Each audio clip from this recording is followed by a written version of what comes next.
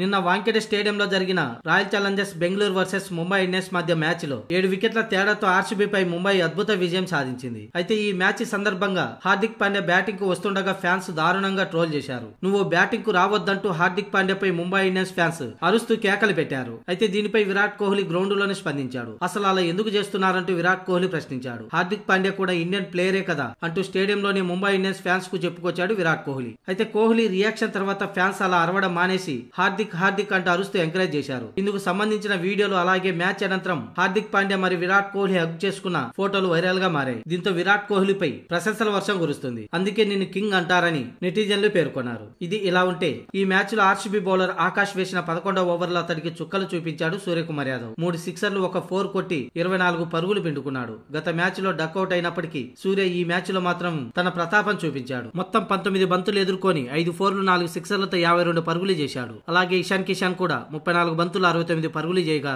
రోహిత్ శర్మ 38 పరుగుల కీలక ఇన్నింగ్స్ ఆడాడు. అందుకే 27 బంతులు మిగిలి ఉండగానే ఆర్సీబీ నిర్దేశించిన 197 పరుగుల లక్ష్యాన్ని ఛేదించింది ముంబై.